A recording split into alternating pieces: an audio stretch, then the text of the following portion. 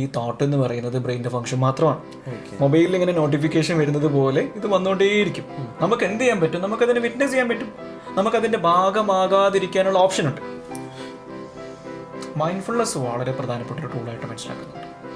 ഇതിൽ മാർഷൽ ഇൻഹാൻ പറയുന്ന ഒരു ഉദാഹരണമുണ്ട്. നിങ്ങളൊരു മലയുടെ മുകളിൽ കയറിയിരിക്കുന്നു, താഴെ ഒരു അരുവി ഒഴുകിക്കൊണ്ടിരിക്കുന്നു, ചെറിയ ചെറിയ തോണികൾ പോയിക്കൊണ്ടിരിക്കുന്നുണ്ട്. നിങ്ങൾ ആ തോണിയിലേക്ക് ചാടാതിരിക്കും. നിങ്ങളുടെ ആ മലയുടെ മുകളിൽ ഇരുന്നുകൊണ്ട് ഈ തോണികൾ നിങ്ങൾ കാണും, നിങ്ങൾ ഒബ്സർവ് ചെയ്യും. തോണി പോയിക്കൊണ്ടിരിക്കട്ടെ, എനിക്കത് പറ്റില്ല, എനിക്കത് ചെയ്യാൻ കഴിയില്ല, ഞാൻ അങ്ങനെയാണ്, ഞാൻ എങ്ങനെയാണ്, അത് പോട്ടേന്ന്. ഇതൊരു ഓപ്ഷനാണ്. നമ്മൾ ഏത് തോണിയിലാണോ ജമ്പ് ചെയ്യുന്നത്, നമ്മൾ പിന്നെ അതിൻ്റെ ഭാഗമായി.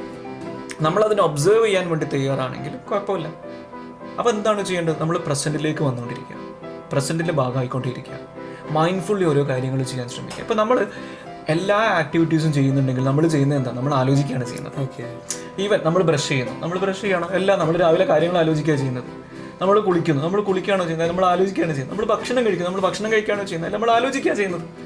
മൈൻഡ്ഫുൾനെസ് പറയുന്നത് എന്താണ്? നിങ്ങൾ ഒരു സമയത്ത് നിങ്ങൾ ഒരു കാര്യം ചെയ്യും, ആ ഒരു കാര്യം നിങ്ങൾ കംപ്ലീറ്റ്ലി ഇൻവോൾവ് ചെയ്ത് ചെയ്യും. നിങ്ങൾ അത് മാത്രം ഫോക്കസ് ചെയ്യും. ഈവൻ നിങ്ങൾ ചായ കുടിക്കുന്ന സമയത്ത് ഇടയ്ക്കൊക്കെ അത് ചെയ്യേണ്ടതായിട്ടുണ്ടെന്ന് തോന്നുന്നു. ചായ കുടിക്കുന്ന സമയത്ത് ചായ മാത്രം ഫോക്കസ് ചെയ്തിട്ട് ഓരോ സിപ്പും കുടിക്കുമ്പോഴേക്കും അതിനെ ആസ്വദിച്ച് കുടിക്കാൻ വേണ്ടി ശ്രമിക്കും. സംഭാഷണത്തിലാവുന്ന സമയത്ത് സംഭാഷണത്തിലേക്ക് മാത്രമാകാൻ ശ്രമിക്കും. പൂർണ്ണമായും ഇൻവോൾവ് ചെയ്യാൻ വേണ്ടി ശ്രമിക്കും. ഏതൊരു ആക്ടിവിറ്റി ആണോ ചെയ്യുന്നത്. അപ്പോൾ അതുകൊണ്ട് പറയുന്നത് മൾട്ടി ടാസ്കിങ് പാടില്ല. മൾട്ടി ടാസ്കിങ് പ്രശ്നമാണ്. അത് മനുഷ്യന് ബുദ്ധിമുട്ടുണ്ടാക്കുന്ന കാര്യമാണ്. റിസർച്ച് പറയുന്നുണ്ട് അത് ബുദ്ധിമുട്ടാണ്, കഴിയില്ല. അറ്റ് എ ടൈം ഒരു കാര്യം ചെയ്യാം, അത് കംപ്ലീറ്റ്ലി ഇൻവോൾവ് ചെയ്ത് ചെയ്യാൻ വേണ്ടി ശ്രമിക്കുക.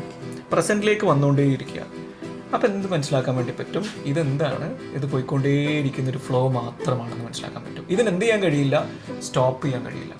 എന്ത് ചെയ്യാതിരിക്കാം? അതിലേക്ക് ചാടാതിരിക്കാം. മറിച്ച് എന്ത് ചെയ്യുക? അതിൻ്റെ പുറമേ നിന്നിങ്ങനെ വിറ്റ്നസ് ചെയ്യാൻ വേണ്ടി ശ്രമിക്കുക. അങ്ങനെ നമുക്ക് എന്ത് ചെയ്യാൻ വേണ്ടി പറ്റും? ഓവർ തിങ്കിങ്ങിനെ മാനേജ് ചെയ്യാൻ വേണ്ടി പറ്റും. ഇനി ഇതുമായി ബന്ധപ്പെട്ടിട്ട് വേറൊരു കാര്യമുണ്ട്. കുട്ടികളിലും എല്ലാവരിലും കാണുന്നൊരു കാര്യമാണ് ഇമോഷണൽ മാനേജ്മെൻറ്റ് ഇഷ്യൂ എന്ന് പറയുന്നൊരു കാര്യം.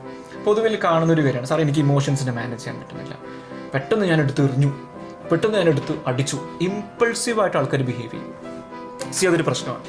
അപ്പോൾ ഇതിലൊരു കാര്യം മനസ്സിലാക്കേണ്ടത്, ഇമോഷൻസിന് ഫങ്ഷൻ ഉണ്ട്. നമ്മൾ നേരത്തെ സൂചിപ്പിച്ചു. എന്താണ് ഇമോഷൻസിൻ്റെ ഫങ്ഷൻ എന്ന് പറയുന്നത്? ഇമോഷൻസ് ഒരു ആക്ഷന് വേണ്ടിയിട്ട് എന്ത് ചെയ്യുന്നുണ്ട്? നമ്മളെ സ്റ്റിമുലേറ്റ് ചെയ്യുന്നുണ്ട്. ഒരു ഏർജ് ഉണ്ട്, ഒരു ആക്ഷൻ ക്രിയേറ്റ് ചെയ്യാൻ വേണ്ടിയിട്ട്. ഇപ്പോൾ ഉദാഹരണം പറയാം, എനിക്ക് നിങ്ങളെ പേടിയാണ്. പേടി എന്ന് പറയുന്നത് ഇമോഷനാണ്. എന്താണ് ഏർജ്? എന്താണ് ബിഹേവ് ചെയ്യാൻ വേണ്ടി ശ്രമിക്കുന്നത്? നിങ്ങളെ അവോയ്ഡ് ചെയ്യുക എന്നുള്ളതാണ്.